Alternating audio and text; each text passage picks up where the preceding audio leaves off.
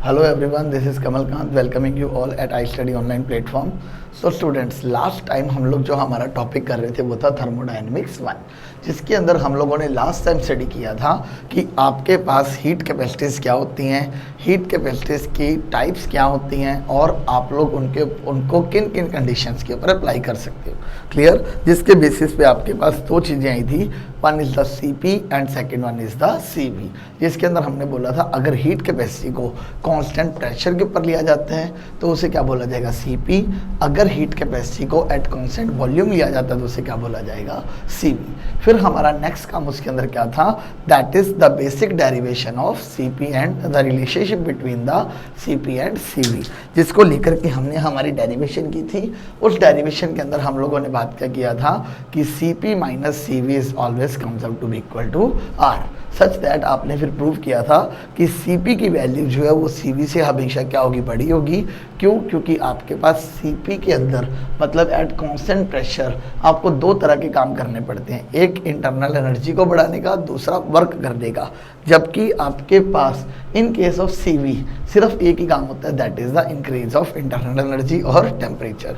इस वजह से जो CP की वैल्यू वो हमेशा क्या रहती है, ज़्यादा रहती है, जबकि CV की वैल्यू जो है वो हमेशा आपके पास क्या रहेगी, कम. तो हमने हमारे लास्ट लेक्चर के अंदर इस चीज़ के बारे में स्टडी किया था. अब हम लोग हमारे नेक्स्ट टॉपिक की तरफ मूव करते हैं, जो कि अगेन आपके थर्मोडायनेमिक्स 1 के one of the most important topics के अंदर आता है. That one is called as Joule's law. This is called as Joule's law. अब देखो आपके पास एक्चुअल में ये जूल्स लॉ है क्या चीज़ और ये किस चीज़ के साथ रिलेटेड है. तो हम लोग क्या बात करते हैं कि जो जूल्स लॉ है वो एक्चुअल में किस चीज़ के साथ रिलेट करता है, that is the variation of, it deals with the variation of internal energy of gas. It deals with the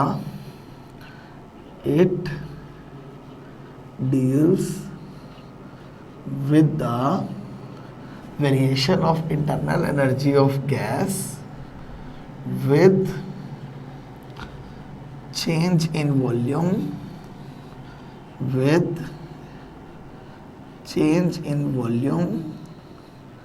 at constant temperature.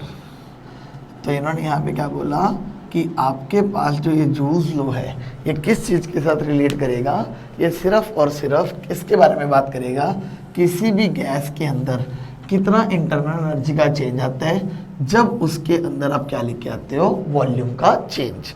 कब? जब आप उस चीज़ को किस पे रख देते हो, कांस्टेंट टेम्परेचर के ऊपर. मतलब इन शॉर्ट आपको यहाँ पे किस चीज़ के बारे में बात करनी है, change in internal energy with change in volume at constant temperature. Clear. तो हमारा काम जो है वो क्या होगा, सिर्फ और सिर्फ इस चीज़ को फाइंड आउट करने के लिए है in case of Joule's law. Clear. तो जूल्स लॉ आपके पास एक्चुअली में डील किसके साथ करते हैं, that is the change of internal energy with volume at constant temperature, कि कांस्टेंट टेम्परेचर पर कितना वॉल्यूम को चेंज करने पर कितना इंटरनल एनर्जी का चेंज आएगा, that is called to be the Joule's law. और जूल्स लॉ के अकॉर्डिंग हम लोग क्या बोलते हैं, and it is defined as follows, and it is defined as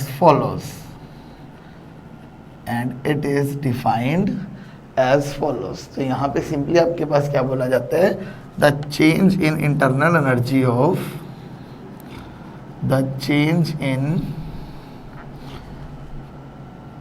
internal energy of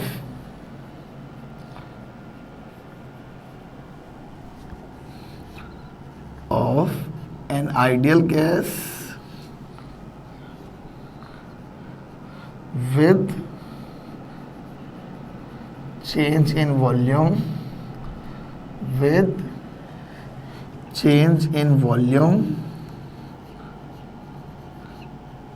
at constant temperature at constant temperature is found to be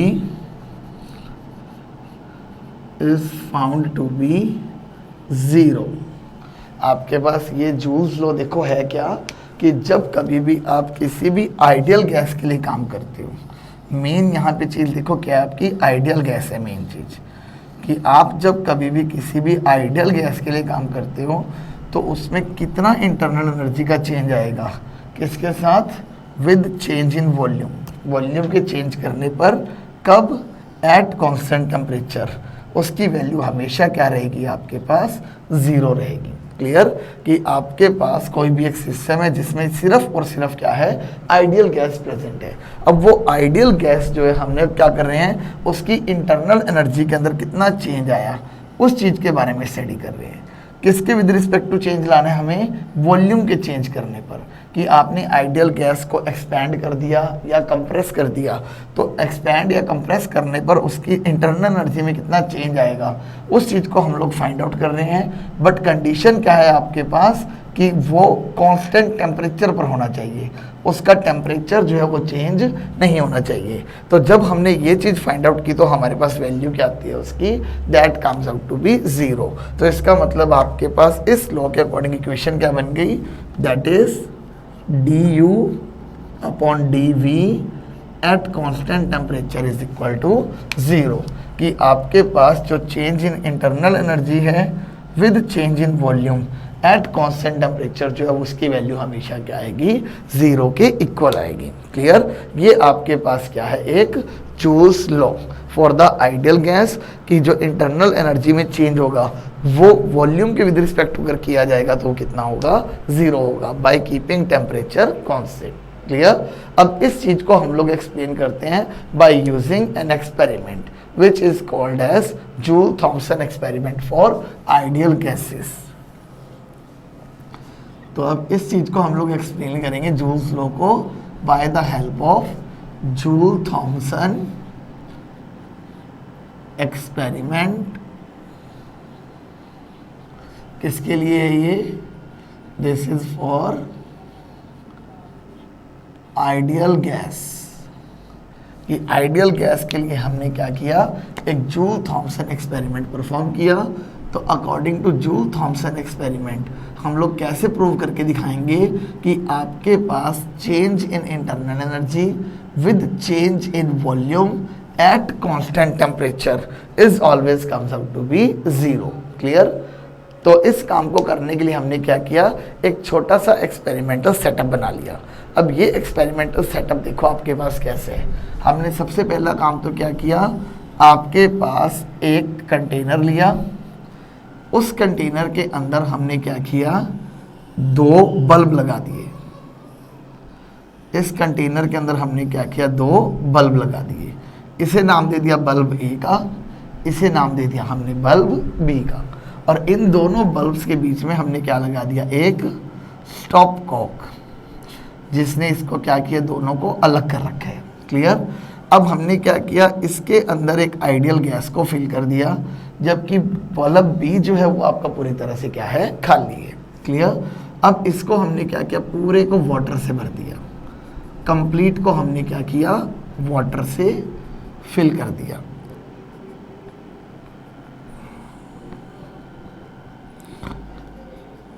हमने इस पूरे को क्या किया है, वाटर से फिल कर दिया, और दोनों बल्ब उसके अंदर आ गए।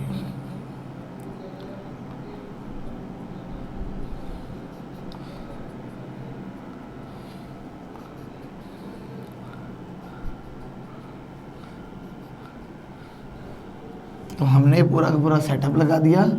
इसके अंदर हमने क्या लगा दिया, एक स्टरर, जो क्या करेगा, अगर मुझे कभी भी वाटर को हिलाने की ज़रूरत पड़ेगी, उसे स्टर करने की ज़रूरत पड़ेगी, तो उसमें क्या करेगा, आपके पास काम आएगा। और यहाँ पे हमने इसके ऊपर क्या लगा दिया, एक थर्मामीटर, जिसके थ्रू हम लोग क्या करेंगे, वाटर का टेम्परेचर बार बार नोट डाउन करते रहेंगे। क्लियर, तो आपके पास हमने एक ऐसा सेटअप लिया जिसमें आपके पास जो बल्ब ए है, उस बल्ब ए के अंदर तो हमने क्या भर दी, आइडियल गैस। बल्ब बी के अंदर हमने क्या रखा, खाली, और इन दोनों बल्ब के बीच में हमने क्या लगा दिया, एक स्टॉप कॉक, जो इन दोनों को अलग करके रख रहे हैं। क्लियर। इस सारे को हमने क्या किया, किसी भी एक वाटर कंटेनर के अंदर हमने डाल दिया। अब उस वाटर कंटेनर में एक साइड पे हमने क्या लगा दिया, थर्मामीटर, ताकि आप उसका टेम्परेचर नोट डाउन कर सको। दूसरी तरफ हमने क्या लगा दिया, स्टरर, ताकि आपको अगर वाटर को हिलाना हो तो आप उसे क्या करो, हिला सको। क्लियर। सबसे पहला काम हमने क्या किया कि late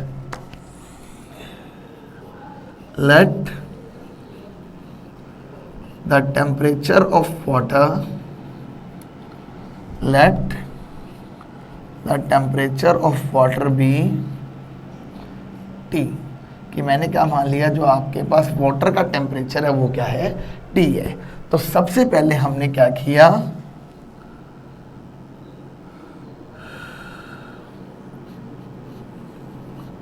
make an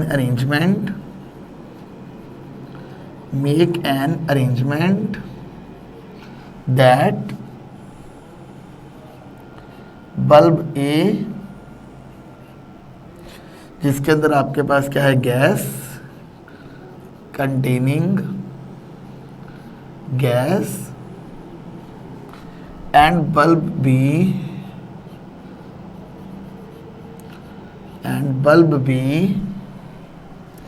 comes in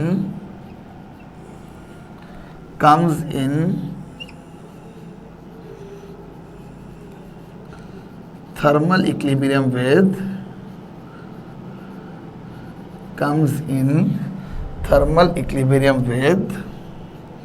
water। कि आपके पास वो जो है वो वाटर के साथ किस में आ गया, थर्मल इक्विलिब्रियम के अंदर आ गया। ओके। तो आपके पास सिंपल सी चीज़ यहाँ पे हमने क्या बोली कि आपके पास सबसे पहले हमने क्या बोला कि वाटर का जो टेम्परेचर है वो T है। अब इसमें देखो, आपको टेम्परेचर वैसे भी क्या रखना है, हर वक्त कांस्टेंट रखना है। तो आपने सबसे पहले वाटर के टेम्परेचर को क्या रखा, T टेम्परेचर के ऊपर। अब जैसे ही आपने दोनों बल्ब्स को इसके अंदर डाल दिया, बल्ब ए जिसके अंदर गैस भरी हुई है और बल्ब बी जो आपस में कनेक्टेड है, बट इन दोनों के बीच में एक दीवार है, एक स्टॉप कॉक लगा हुआ है। क्लियर। तो इस पूरे सिस्टम को आपने वाटर में डाला ताकि ये थोड़ी देर तक ऐसे ही पड़ा रहे और इन सब का टेम्परेचर जो है वो क्या हो जाए, सेम हो जाए। थर्मल इक्विलिब्रियम का मतलब आपके पास जो बल्ब ए है, जो बल्ब बी है और वाटर है, इन तीनों का टेम्परेचर जो वो क्या हो जाए, एक समान हो जाए। Clear.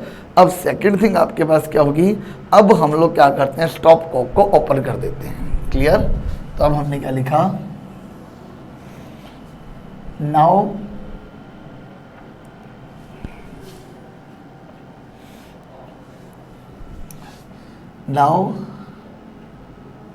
open the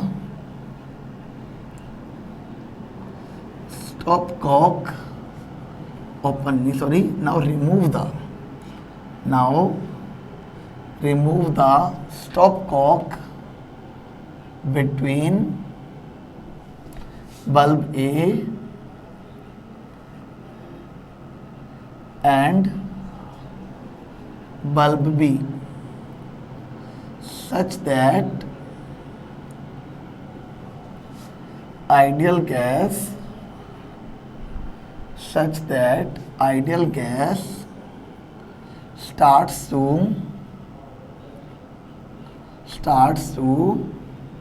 expand।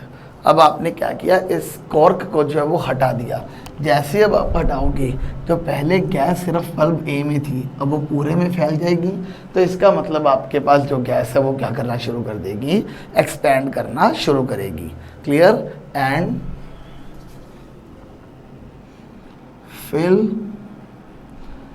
equally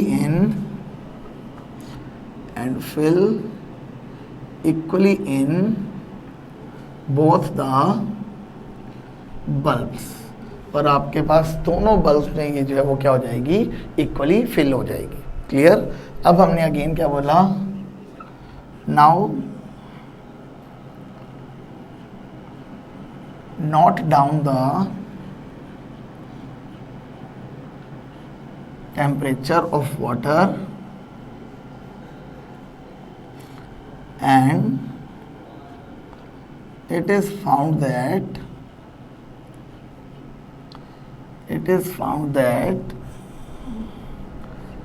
temperature of water, it is found that temperature of water remains T during the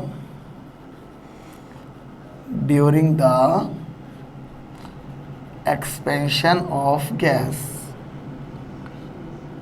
during the expansion of, यहाँ पे आई थिंक क्लियर नहीं दिखाई दे रहा होगा, found that temperature of water remains T during the expansion of gas. Clear, मतलब आपके पास temperature के अंदर इसके कोई भी चेंज नहीं आया ड्यूरिंग द एक्सपेंशन। क्लियर, अब हम लोग यहाँ पे क्या बात करते हैं कि अब आपके पास जो भी ये प्रोसेस हुए इसके ऊपर हम लोग लगाते हैं first law of thermodynamics. Clear, तो अब हम लोग क्या बोलेंगे, now according to first law of thermodynamics, now according to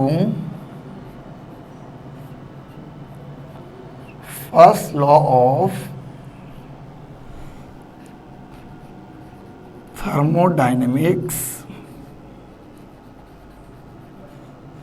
क्या होगा आपके पास, that is du is equal to dq plus dw, कि आपके पास इंटरनल एनर्जी में वो चेंज है वो किसके इक्वल होगा, change in heat plus change in या work done by the system.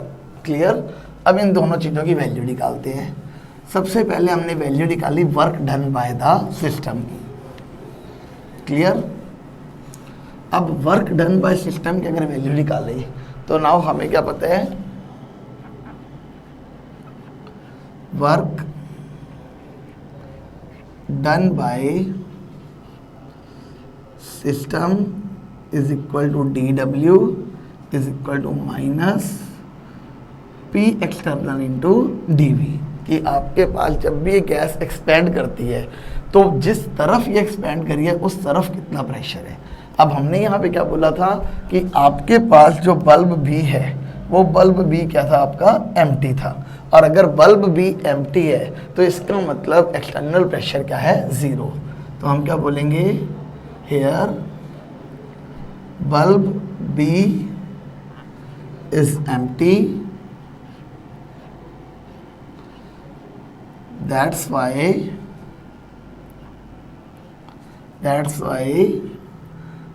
P external is equal to zero. तो दिस इम्प्लाइज आपके पास dw की वैल्यू क्या बन गई, ज़ीरो बन गई। क्लियर, तो ये चीज़ हमारे पास क्या आ गया, dw should be equal to zero and let it be equation number 1। इसी तरह से सेकंड हमने क्या बोला, now it is observe that, now it is observed that there is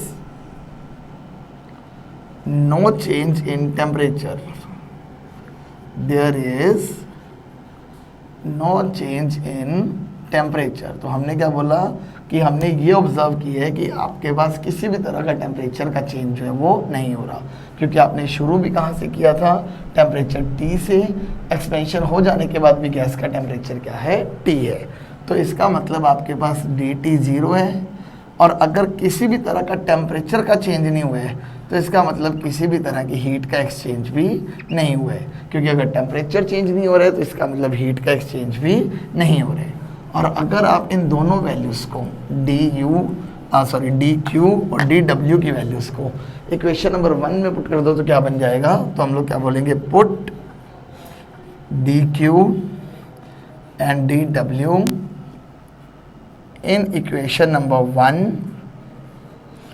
we get du is equal to 0। ये चीज आ गई हमारे पास। Now it is known to us that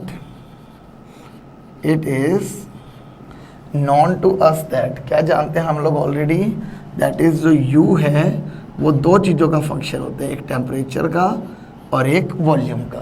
clear, और अगर ये दो चीज़ों का फंक्शन होता है तो हम लोग क्या बोल सकते हैं, by using chain rule. Mathematics में जो चेन रूल है उसके अकॉर्डिंग आप इसका डेरिवेटिव लिख सकते हो। तो देखो कैसे लिखेंगे, जैसे हमने कल वाले क्वेश्चन में भी लिखा था,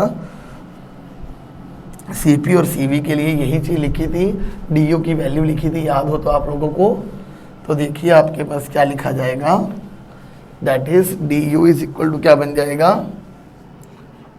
एक बार इसका डेरिवेटिव कर दिया with respect to V by keeping temperature constant, और दूसरी बार कर दिया इसका derivative with respect to T keeping volume constant. Clear? तो आपके पास ये चीज़ बन गई। अब यहाँ पे अगर सिंपल सी बात बोलें तो DU की वैल्यू जो है वो 0 है। ये कहाँ से आया, बाय चेन रूल। ये चेन रूल की हेल्प से आता है आपके पास। अब हम लोग यहाँ पे DU की वैल्यू को अगर 0 पुट करते तो क्या बन गया, 0 is equal to DU upon DV at constant temperature into DV plus DU upon DT at constant volume into DT। Clear? अब हमें पता है हेयर जो DT है वो क्या है, 0 है, क्योंकि जूल थॉमसन एक्सपेरिमेंट सारा किस पे हुआ है, कांस्टेंट टेम्परेचर पे। अगर DT 0 है तो ये ब्रैकेट भी 0 हो गई, तो इसका मतलब ये चीज़ किसके इक्वल आ गई, 0 के equal. That is DU by DV at constant temperature into DV is equal to 0। अब देखो यहाँ पर दो चीज़ों का प्रोडक्ट है। कौन कौन सी दो चीज़ों का, एक तो ये ब्रैकेट का और दूसरा DV का। और दो चीज़ों का प्रोडक्ट हमेशा कब 0 होता है आपके पास, जब दोनों में से कम एक फैक्टर क्या हो, 0 हो। तो हमने क्या बोला कि या तो अब आपके पास क्या होगा, इधर DU by DV at constant temperature 0 होगा, या DV जो है वो 0 होगा। या तो आपके पास DU by DV at constant temperature 0 होगा, या आपके पास DV 0 होगा। क्लियर? अब हम लोग क्या बोलते हैं, बट DV की वैल्यू जो है वो इसमें 0 हो नहीं सकती। क्यों नहीं हो सकती? क्योंकि चेंज इन वॉल्यूम तो आप लेके आ रहे हो। पहले गैस सिर्फ बल्ब A में थी, अब गैस जो है वो दोनों बल्ब में हो गई, तो गैस तो एक्सपैंड हो गई, तो इसका मतलब चेंज इन वॉल्यूम जो है वो 0 नहीं हो सकता। और अगर ये चीज़ 0 नहीं हो सकती तो इसका मतलब आपके पास DU upon DV at constant temperature को क्या होना पड़ेगा, 0 होना पड़ेगा। And this is called as the Joule's law. Clear? तो जूल्स लॉ के लिए हमने क्या चीज़ किया, सबसे पहले एक आइडल गैस को कंसीडर किया, उसे एक बल्ब B के अंदर, अब बल्ब A के अंदर आपने भर दिया, और उस बल्ब A को बल्ब B के साथ कनेक्ट कर दिया, जिनके बीच में भी क्या है, एक दीवार है। क्लियर? फिर हमने क्या किया, आपके पास उस पूरे के पूरे सिस्टम को किस में डाल दिया, वाटर के अंदर एट कांस्टेंट टेम्परेचर। आपने उसके स्टॉप को ओपन किया तो गैस जो एक्सपैंड करेगी, गैस ने एक्सपैंड किया, आपके पास ये जो है वो बल्ब A और B के अंदर दोनों इक्वली अमाउंट में फैल गई। गैस के एक्सपेंशन के बाद हमने ये चेक किया कि उसका टेम्परेचर कितना होगा, तो टेम्परेचर फाइंड आउट करने पे आपको क्या मिला, सेम मिला। तो उस केस में हमने क्या बोला कि आपके पास, अब फर्स्ट लॉ ऑफ थर्मोडायनेमिक्स के अकॉर्डिंग देखते हैं, तो DU is equal to DQ plus DW होगा। अब DW आपके पास क्या आ गया, 0 आ गया। क्यों? क्योंकि गैस जो बल्ब B के अंदर गई है, तो बल्ब B ऑलरेडी खाली था, मतलब वहाँ से उसके ऊपर कोई भी एक्सटर्नल प्रेशर नहीं लग रहा था। अगर एक्सटर्नल प्रेशर नहीं लग रहा तो वो 0, तो इसका मतलब DW भी 0। और अगर सिस्टम का टेम्परेचर कांस्टेंट है तो इसका मतलब उसमें हीट का भी चेंज जो है वो क्या होगा, 0 होगा। तो DQ की वैल्यू भी उसमें क्या आ गई, आपके पास 0 आ गई। और DW और DQ अगर दोनों 0 हो गए तो DU की वैल्यू आपके पास क्या हो जाएगी, 0 हो जाएगी। अब हमने बोला कि U जो है वो दो चीज़ों का फंक्शन होता है, टेम्परेचर और वॉल्यूम। तो चेन रूल के अकॉर्डिंग लिखे तो आप ये चीज़ लिख सकते हो, और इस चीज़ के अकॉर्डिंग आपके पास देखो DU तो 0 है, DT भी 0 है, तो सिर्फ ये चीज़ बची। अब यहाँ पर दो चीज़ों का प्रोडक्ट है। अब दो चीज़ों का प्रोडक्ट जो है वो 0 कब होता है, जब या तो पहली चीज़ 0 या दूसरी चीज़ 0। अब दूसरी चीज़ जो है वो जीरो हो नहीं सकती, क्यों? क्योंकि आपने एक्सपेंशन करवाया है, और एक्सपेंशन अगर करवाया तो इसका मतलब वॉल्यूम का चेंज जो है वो जीरो नहीं होगा, और अगर वॉल्यूम का चेंज जीरो नहीं है तो इसका मतलब पहली ब्रैकेट का जो है आपके पास वो क्या होगा? जीरो होगा, और अगर पहली ब्रैकेट आपके पास जीरो है तो यही आपके पास क्या है? जूल्स लॉ, कि आप लोग अगर किसी भी आइडियल गैस के कांस्टेंट टेम्परेचर के ऊपर उसके वॉल्यूम में चेंज लाते हो तो उसमें इंटरनल एनर्जी का कोई भी चेंज नहीं आता है। इसका मतलब जो इंटरनल एनर्जी है आइडियल गैस की वो वॉल्यूम के ऊपर डिपेंड नहीं करती है। क्लियर? तो हम लोग यहाँ पे क्या बोलेंगे? Hence internal energy of an ideal gas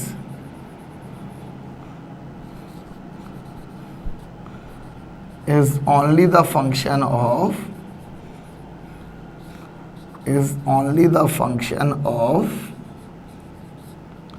temperature, not volume।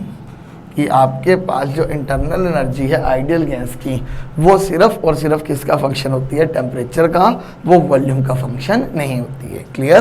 तो हमारे पास जो है ये चीज़ रिजल्ट ने क्या बताया कि इंटरनल एनर्जी जो आइडियल गैस की वो वॉल्यूम के चेंज होने पर चेंज नहीं होती, अगर आपके पास टेम्परेचर चेंज होगा तो उसकी इंटरनल एनर्जी के अंदर क्या आएगा? चेंज आएगा। So this is all about your Joule law and Joule Thomson experiment for ideal gas. और ये चीज़ भी यहाँ पे आपको याद रखनी है, क्या? यहाँ पे एज ए नोट फॉर्म में लिख लें, note joules law is only applicable for Joule's law is only applicable for ideal gases,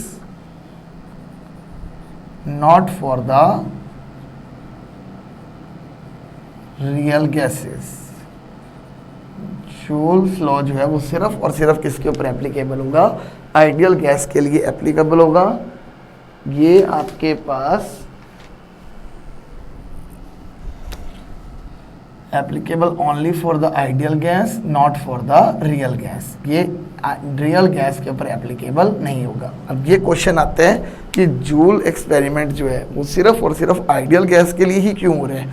हमने गैस ही तो भरनी है, हम उसके अंदर रियल गैस भर देते हैं, कौन सी बड़ी बात है?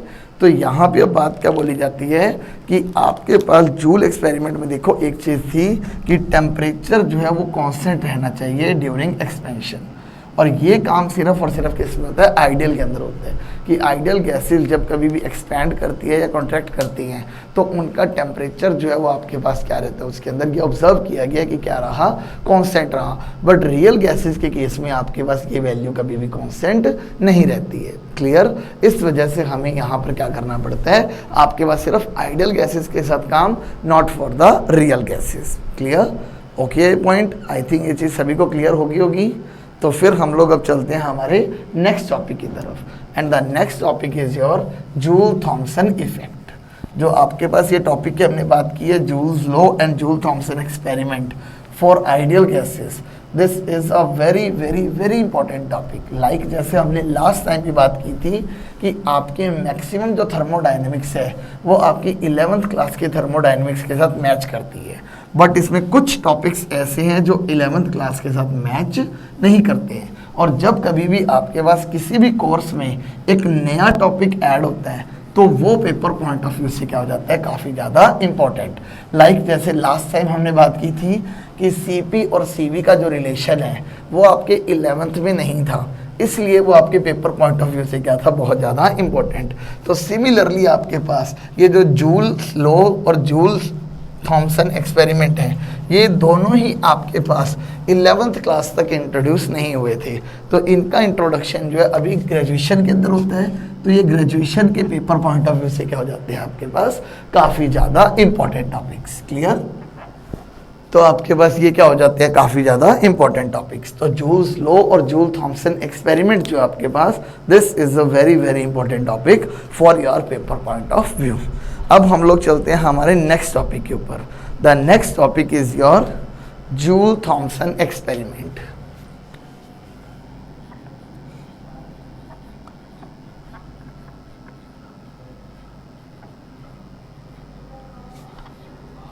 The next is the Joule Thomson effect, और फिर इस इफेक्ट को पढ़ने के लिए एक अगेन एक्सपेरिमेंट आएगा, इसे क्या नाम देंगे, Joule Thomson experiment for real gases. Clear? तो आपके पास देखो कि जूल थॉमसन इफेक्ट आपके पास क्या है।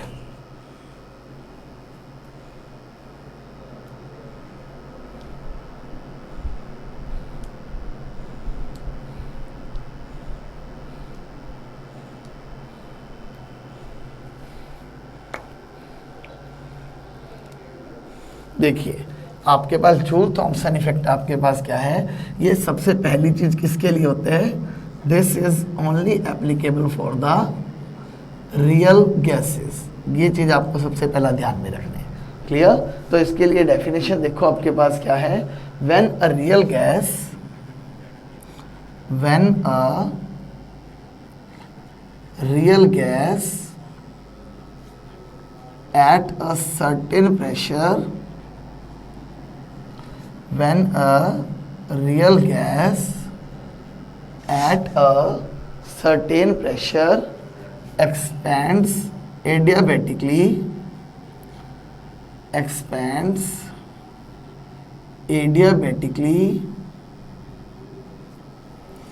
through a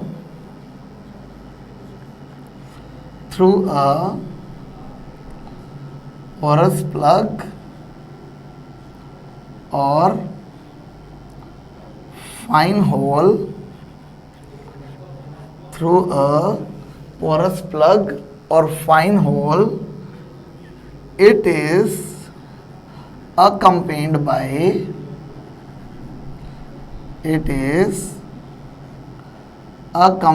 by cooling of real gas. It is accompanied by cooling of real gas,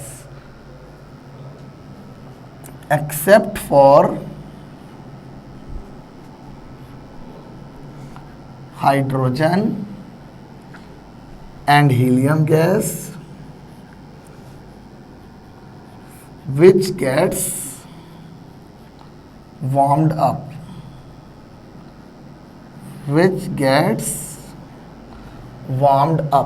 आपके पास देखो सिंपल सी चीज क्या बोली है, सबसे पहली बात यहाँ पे क्या बोला है कि एक रियल गैस है। क्लियर? इस रियल गैस को आपने किसी सर्टेन प्रेशर के ऊपर रख लिया। क्लियर?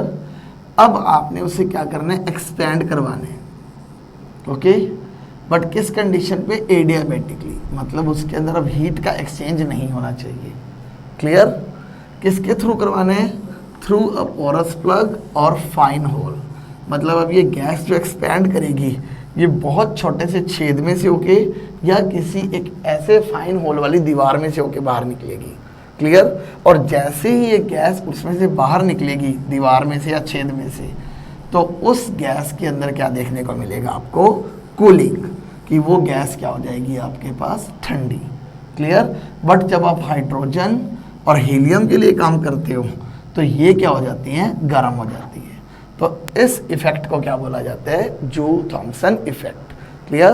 कि आपके पास इन्होंने क्या बोला कि जब कभी भी एक रियल गैस को किसी एक प्रेशर से किसी दूसरे प्रेशर की तरफ, जिसका प्रेशर क्या होगा, कम होगा, कम प्रेशर होगा, तो इसका मतलब गैस क्या करेगी, एक्सपैंड करेगी। बट वो सारा प्रोसेस कैसा होना चाहिए आपका, एडियाबेटिकली, मतलब ड्यूरिंग द प्रोसेस आपके पास हीट का एक्सचेंज जो है वो नहीं होना चाहिए। क्लियर? तो उस दौरान आपके पास क्या होगा कि जब भी वो गैस उस एक छोटे से होल में से बाहर निकलेगी तो वो गैस क्या हो जाएगी, कूल हो जाएगी। क्लियर? और गैस के इस कूलिंग इफेक्ट को क्या बोला जाता है आपके पास, जूल थॉमसन इफेक्ट। क्लियर? तो इस चीज़ के बारे में अब हमने स्टडी करना है कि आपके पास ये प्रोसेस किस तरह से होते हैं और क्यों होते हैं। क्लियर? तो सबसे पहले देखो इस चीज़ को एक्सप्लेन करते हैं कि ये है क्या चीज़, और फिर इस चीज़ को करेंगे हम लोग एक्सप्लेन कि आपके पास ऐसा होता क्यों है। क्लियर? तो इस काम को करने के लिए कि ये एक्सपेरिमेंट आप परफॉर्म कैसे करोगे, इस एक्सपेरिमेंट को जो परफॉर्म करवाना है हमें, वो किसकी हेल्प से करवाना है, by the help of Joule Thomson experiment for real gases, that is Joule Thompson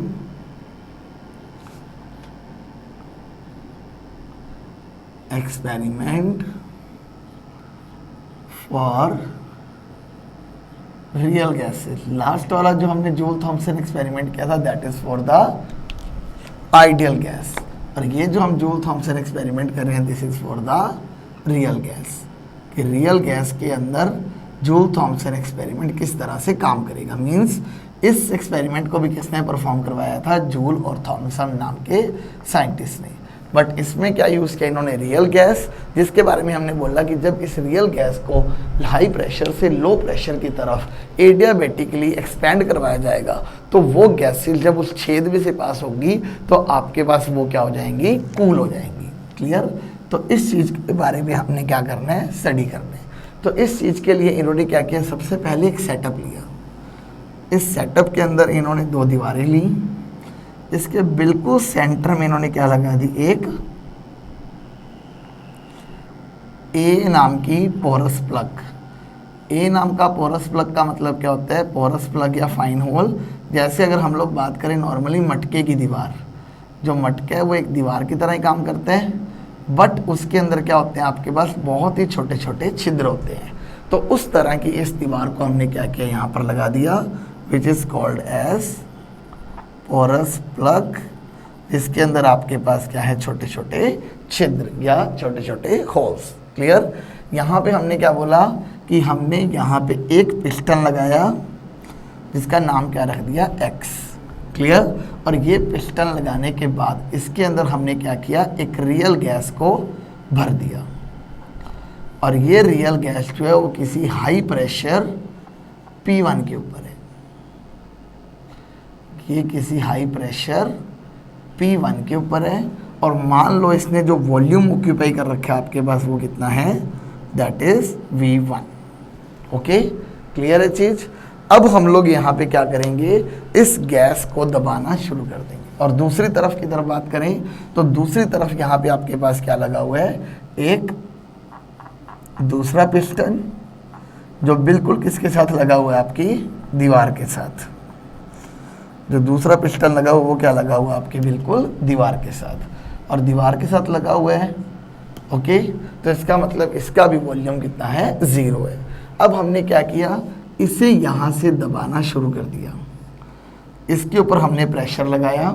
जैसे अब इसके ऊपर प्रेशर लगाओगे तो ये रियल गैस जो है वो यहाँ से इस छोटे छोटे होल्स में से पास आउट होगी, और पास आउट होके आपके पास क्या करेगी, किसी दूसरे कंपार्टमेंट में जाएगी। इसका पिस्टन पीछे पीछे पीछे पीछे होता जाएगा, और एट द एंड वो पीछे होता होता वो यहाँ पर पहुँच गया पॉइंट Y पर, और इसका पिस्टन जो है वो दबता दबता दबता दबता कहाँ चला गया, टू द वॉल्यूम 0 के ऊपर। कि एट द एंड यहाँ पर क्या आ गया, ये वॉल्यूम 0 के ऊपर आ गया। क्लियर। और इसने जो आपके पास स्पेस ऑक्यूपाई किया वो कितना किया, late it B V2 occupy कर लिया। क्लियर। और यहाँ पे अब जो आपके पास गैस का प्रेशर है वो हम लोग क्या मान के चल रहे हैं, लेट इट बी P2। कि इस वक्त यहाँ पे जो आपके पास गैस का प्रेशर है वो कितना है, P2 है। ओके, अब इस चीज़ के अंदर देखो, सिंपल सा हमने एक्सपेरिमेंट क्या किया, ये अभी पूरा भरा पड़ा था, ये बिल्कुल खाली था, दीवार के साथ चिपका हुआ था। जैसे ही हमने इसे दबाना शुरू किया, इसे दबाने के दौरान आपके पास क्या होगा कि इसका पिस्टन जो अंदर की तरफ जाता जाएगा और दीवार के साथ टच हो जाएगा, और यहाँ पे जो पिस्टन है वो एक्सपैंड होता जाएगा और दूर जाता जाएगा। ये किसी X पॉइंट से A पॉइंट तक पहुँच गया, और ये किसी A पॉइंट से पॉइंट Y तक पहुँच गया। तो आपके पास उस वक्त जो प्रेशर था वो मान लो P1 था जो पहले था, अब गैस का जो प्रेशर है वो क्या है, लेट इट बी P2। और यहाँ पे जो पहले गैस का वॉल्यूम था वो V1 था, अब जो गैस का वॉल्यूम है वो क्या है, V2 है। और इसके अंदर आपने क्या किया, ये जितने भी वॉल्स आपने यूज़ किए हैं, जितने भी वॉल्स या पिस्टन्स आपने यूज़ किए हैं, they all are adiabatic in nature. These all walls are adiabatic walls. क्यों? ताकि आपके पास इस तरह के एक्सपेरिमेंट को करने के दौरान किसी भी तरह की हीट का एक्सचेंज जो है वो ना हो। क्लियर। तो हमने सिंपल सा ये काम किया। अब इस चीज़ के लिए अगर आप सॉल्वेशन करो तो क्या सॉल्वेशन होगा, हमने यहाँ पे सिंपल बोल दिया सेकेंड चीज़ कि जो प्रेशर P1 है वो क्या होगा, ग्रेटर देन क्या होगा, P2 होगा। क्लियर। तो अब हम लोग यहाँ पे क्या करेंगे, सबसे पहले इसके अंदर टोटल वर्क डन निकालेंगे, उसके ऊपर फिर हम लोग क्या करेंगे, फर्स्ट लॉ ऑफ थर्मोडायनेमिक्स के अप्लाई करेंगे और फिर हमारी इक्वेशन को हम लोग क्या करेंगे यहाँ पर सॉल्व करेंगे। क्लियर? तो सबसे पहले हमने क्या किया, that is the work done eight x compartment. हमने एक्स कंपार्टमेंट की तरफ क्या निकाला, अपना वर्क डन निकाला कि इस तरफ आपके पास वर्क डन जो है वो किसके बराबर होगा। तो इसको मैंने यहाँ पे क्या नाम दे दिया, WX का नाम। क्लियर? तो आपके पास क्या बन जाएगा, WX इज इक्वल टू, हमने क्या निकालना है, work done eight x compartment. Clear? तो हमने इसको नाम दे दिया WX। अगर मान लो आपके पास, बाद में लिखते हैं इसे WX, अगर मान लो आपके पास स्मॉल वॉल्यूम का चेंज करना हो तो इसका मतलब DW किसके बराबर आ जाएगा, P1 इंटू DV के बराबर। Clear? That comes out to be P1 into DV के बराबर। अब मुझे टोटल वर्क निकालना है कि टोटल वॉल्यूम के चेंज होने पे, तो क्या कर दोगे, दोनों तरफ इंटीग्रेशन P1 इंटू DV। जब वॉल्यूम V1 था उस दौरान आपके पास वर्क कितना किया था, इसने 0 किया था। क्लियर? जब आपके पास इसका वॉल्यूम V1 से क्या रह गया, 0 रह गया, उस दौरान इसने वर्क कितना किया, लेट इट बी WX। तो दोनों डेरिवेशन, दोनों इंटीग्रेशंस को सॉल्व कर दो, तो यहाँ पर क्या बन जाएगा, W फ्रॉम 0 टू WX, यहाँ पे P1 as it is, DV का इंटीग्रेशन क्या बन जाएगा, V फ्रॉम V1 टू 0। तो आपके पास क्या आ गया, upper limit minus lower limit, WX minus 0 is equal to P1 upper limit minus lower limit. तो क्या बन गया, WX की वैल्यू आपके पास आ गई, that is minus P1 V1। तो आपके पास वर्क डन जो हुआ है by the real gas, that comes out to be minus P1 V1। Clear? इसी तरह हम लोग अब क्या बोलेंगे, work done at Y compartment. अब हम लोग अगर वाई कंपार्टमेंट की बात कर रहे हैं तो वाई कंपार्टमेंट में वर्क डन आपके पास कितना होगा, again let it be DW is equal to P2 into DV, क्योंकि यहाँ पे प्रेशर क्या है, P2 है। तो अगेन अगर इंटीग्रेशन करोगे तो आपके पास ये बनेगा P2 इंटू DV। स्टार्टिंग में आपके पास जब इसका वॉल्यूम 0 था तो इस कंपार्टमेंट में किसी भी तरह का वर्क नहीं हुआ, तो इसका मतलब 0। जब ये गैस एक्सपैंड होकर किसी वॉल्यूम V2 तक पहुंच गई, उस दौरान मान लो आपके पास वर्क कितना हुआ है, WY। तो इसे सॉल्व करोगे तो क्या बन जाएगा आपके पास, W from 0 to WY is equal to P2 V 0 से V2। इसे अगर सॉल्व करें तो क्या बन जाएगा आपके पास, WY minus 0 is equal to P2 V2 minus 0। तो क्या बन जाएगा आपके पास, WY is equal to P2 V2। So this is your work done at the compartment Y। Clear? तो अब हम लोग क्या करेंगे, यहाँ पे टोटल वर्क डन निकाल लेंगे।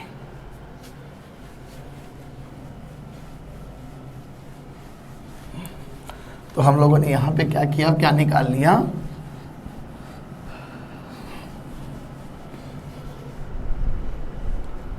Total work done.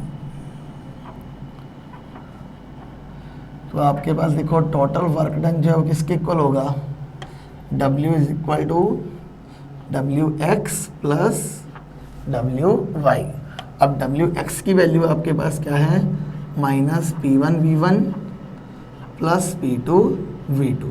This is the total work done. Okay, now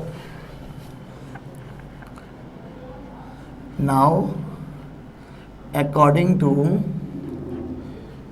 first law of thermodynamics,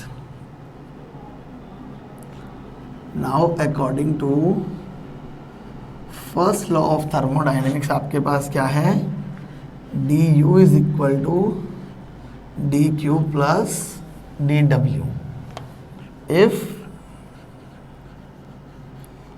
work is done by the system। अगर work done by the system है तो इसकी वैल्यू क्या बन जाएगी आपके पास, नेगेटिव। तो क्या बन जाएगा, D U is equal to D Q minus D W, ये चीज़ बन गई। तो हमने क्या बोला कि यहाँ पे इस वैल्यू को पुट कर दो तो क्या बन जाएगा, D U is equal to D Q minus P one V one plus P two V two, ये चीज़ बन गई आपके पास। अब हम लोग क्या बोलते हैं, the process is adiabatic, the process is adiabatic, that is D Q की वैल्यू आपके पास क्या होगी, 0 होगी। तो हमारे पास क्या बन गया, D U is equal to minus P one V one plus P two V two, clear. अब डी यू जो किसके इक्वल होगा, U two minus U one, इसे सोल्व करोगे क्या बन जाएगा, P one V one plus minus P two V two. 2 वाली टर्म्स को एक तरफ कर लो, 1 वाली टर्म्स को एक तरफ, तो ये क्या बन गया, U two plus P two V two, ये क्या बन जाएगा, U one plus P one V one.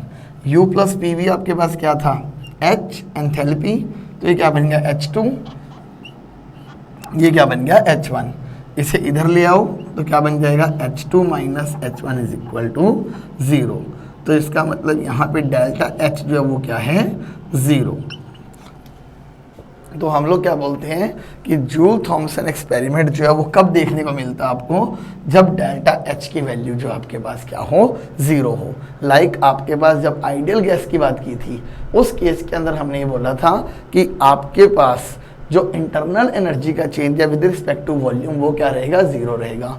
और in case of real gases आपके पास क्या रहेगा, change of enthalpy is equal to 0। और ऐसे प्रोसेसेस जिसमें एंथैल्पी की वैल्यू 0 होती है, इन्हें बोला जाता है आइसो एंथैल्पिक प्रोसेस। ऐसे प्रोसेस जिसमें डेल्टा H की वैल्यू 0 हो, ऐसे प्रोसेस को क्या नाम दिया जाता है, आइसो एंथैल्पिक प्रोसेस। तो इसका मतलब रियल गैसेस के अंदर जब कभी भी एक्सपेंशन होगी आइडियाबैटिक कंडीशन के ऊपर, उस वक्त आपके पास जो एंथैल्पी है वो क्या होगी, एंथैल्पी का चेंज जो है वो क्या होगा, आपके पास 0 होगा। क्लियर है पॉइंट, ओके है चीज़। अब हम लोग बात करते हैं कि ये तो हमने सारा देख लिया कि जूल थॉमसन एक्सपेरिमेंट के अंदर कैसे आपके पास एंथैल्पी जो है वो कांस्टेंट रहेगी। अब क्वेश्चन ये आता है कि जब कभी भी real gas adiabatically high pressure से लो प्रेशर की तरफ जाती है तो उसके अंदर आपके पास कूलिंग इफेक्ट देखने को क्यों मिलते हैं, क्लियर। तो हमारा अब नेक्स्ट काम है कि इसके अंदर कूलिंग इफेक्ट क्यों आता है, इस चीज़ के बारे में हमें बात करनी है। Why cooling effect is obtained, clear. तो हम लोग सिंपल सी बात क्या करते हैं कि आपके पास जो ये टेम्परेचर डिक्रीज होता है, जो ये टेम्परेचर डिक्रीज हो रहा है, ये एक्चुअली में क्यों हो रहा है, this is due to decrease in kinetic energy of molecules. ये एक्चुअली में किस वजह से होता है, आपके पास मॉलिक्यूल्स की काइनेटिक एनर्जी को डिक्रीज करने में, क्लियर। तो हम लोग देखो यहाँ पे सिंपल सी बात क्या बोलते हैं कि एट कंपार्टमेंट X, कि जब आप लोग X कंपार्टमेंट के अंदर काम कर रहे हो तो आपके पास हम लोग क्या बोल रहे हैं, real gas is at high pressure. जो रियल गैस है वो कहाँ पर है, आपके पास हाई प्रेशर के ऊपर है। The real gas is at high pressure. अब रियल गैस का हाई प्रेशर पे होने का मतलब क्या होता है कि आपके पास अगर प्रेशर हाई है तो दिस इम्प्लाइज, इसमें जो वंडरवॉल फोर्स ऑफ अट्रैक्शन होगा, Van der Waals force of attraction is also high. तो इसके अंदर क्या होगा, वंडरवॉल फोर्स ऑफ अट्रैक्शन जो आपके पास क्या होगा, ज़्यादा होगा, ठीक है। तो अब हमने क्या किया, जैसे ही आप लोग इन गैसेस को अब प्रेशर लगा के लोअर टेम्परेचर, लोअर प्रेशर की तरफ लेके जाते हैं। मतलब अब हम लोग इन गैसेस को क्या करते हैं, एट कंपार्टमेंट वाई लेके जाते हैं। तो आपके पास वहां पे क्या देखने को मिलता है कि वहां पर प्रेशर जो है वो क्या है, less. Here pressure is less. और अगर प्रेशर लेस है तो इसका मतलब अब फोर्स ऑफ अट्रैक्शन को क्या होना पड़ेगा, कम होना पड़ेगा। तो अब यहां पे फोर्स ऑफ अट्रैक्शन को क्या होना पड़ेगा, कम होना पड़ेगा। तो आपके पास जितनी भी रियल गैस के अंदर इंटरनल एनर्जी होती है, जितनी भी इसके अंदर एनर्जी होती है, वो एनर्जी क्या करती है, इसके फोर्स ऑफ अट्रैक्शन को डिक्रीज करने के लिए खुद का इस्तेमाल कर लेती है। क्योंकि आपके पास सिंपल सी चीज़ है कि मैं यहाँ पे क्या बोल रहा हूँ कि ये रियल गैस ऐसी है, जब तक यहाँ पे थी इसमें बहुत ज़्यादा फोर्स ऑफ अट्रैक्शन था। अब इसे पता है कि जब इसे यहाँ से यहाँ जाना है तो इसे टिकट लेनी पड़ेगी, इसे खर्चा करना पड़ेगा। तो इसका मतलब क्या है कि यहाँ से यहाँ जाने के लिए इसे अपना फोर्स ऑफ अट्रैक्शन क्या करना पड़ेगा, कम करना पड़ेगा। अब उस फोर्स ऑफ अट्रैक्शन को कम करने के लिए उसे पैसे देने पड़ेंगे, और वो उसने किस फॉर्म में दिए, अपनी एनर्जी की फॉर्म में। तो उसने अपनी एनर्जी को यूज़ किया, जितना भी फोर्स ऑफ अट्रैक्शन था उसको कम किया, और वो कंपार्टमेंट वाई के अंदर चली गई। अब इंटरनल एनर्जी को अगर कम करके वो कंपार्टमेंट वाई में जा रहे हैं तो एनर्जी का कम होना मतलब उसके टेम्परेचर का कम होना, और टेम्परेचर का कम होना मतलब कूलिंग इफेक्ट आना। क्लियर? इस वजह से आपके पास उसमें क्या आ जाता है, कूलिंग इफेक्ट आ जाता है। अगर मॉलिक्यूल्स की काइनेटिक एनर्जी के अकॉर्डिंग देखें तो आपके पास क्या है कि यहाँ पे जब रियल गैस हाई प्रेशर पे थी तो इनकी काइनेटिक एनर्जी क्या थी, यहाँ पर कम थी। यहाँ पे काइनेटिक एनर्जी क्या थी, उनकी कम थी। अब जैसे ही ये रियल गैस के मॉलिक्यूल्स कंपार्टमेंट वाई की तरफ गए तो यहाँ पर अब इनके ऊपर अगर प्रेशर कम है तो इनकी काइनेटिक एनर्जी ज़्यादा होगी। अब काइनेटिक एनर्जी ज़्यादा कब होगी, जब इसकी इंटरनल एनर्जी किस में कन्वर्ट हो जाएगी, काइनेटिक एनर्जी के अंदर। और जैसे इंटरनल एनर्जी काइनेटिक एनर्जी में कन्वर्ट होगी तो इंटरनल एनर्जी के कम होते ही आपके पास गैस का टेम्परेचर भी जो है वो क्या हो जाएगा, कम हो जाएगा। तो this is called as the cooling effect. Clear? तो इसे हम लोग क्या नाम देते हैं, जूल थॉम्सन इफेक्ट का नाम भी दे देते हैं, और हम लोग इसे दूसरा नाम भी क्या देते हैं, कूलिंग इफेक्ट का नेम भी रिप्रेजेंट कर देते हैं। क्लियर? तो ये दोनों नेम ही इसके लिए क्या रहते हैं, सुटेबल। ओके, तो हम लोग सिंपल सी बात यहाँ पे क्या करते हैं कि जब कभी भी आपके पास रियल गैसेस के अंदर एक्सपेंशन देखने को मिलती है तो रियल गैसेस एक्सपैंड करने के दौरान क्या करती है, आपके पास जब कभी भी एडियाबेटिकली ये किसी फाइन होल या पोरस प्लग में से पास आउट करेंगी तो इनका टेम्परेचर जो है वो कम होना शुरू हो जाएगा। But except for the hydrogen and helium, hydrogen and helium के केस में आपके पास टेम्परेचर जो है वो इंक्रीज होना स्टार्ट हो जाते हैं। क्लियर है पॉइंट? ओके चीज, आई होप ये पॉइंट सभी को समझ आ गया होगा। और आपके पास जो हमने आज 4 टॉपिक्स किए हैं, that is first joules law, second joule Thompson experiment for ideal gases, ये दोनों, और जूल थॉम्सन इफेक्ट और joule Thompson experiment for real gases, ये दोनों, ये चारों टॉपिक्स आपके पास आपके पेपर पॉइंट ऑफ व्यू से काफ़ी ज़्यादा इंपॉर्टेंट है। एग्जाम्स में कॉन्टिन्यूटी में ये अलग अलग पेपर्स के अंदर पूछ लिए जाते हैं कि एक साल अगर एक टाइप का आ रहा है तो दूसरे साल कोई दूसरा क्वेश्चन आ जाते हैं। क्लियर? तो इस तरह के क्वेश्चंस को आप लोग कॉन्टिन्यूटी में स्टडी करते रहिए। फिर हम लोग मिलते हैं हमारे नेक्स्ट लेक्चर के अंदर with a new topic. Till then, thank you so much everyone.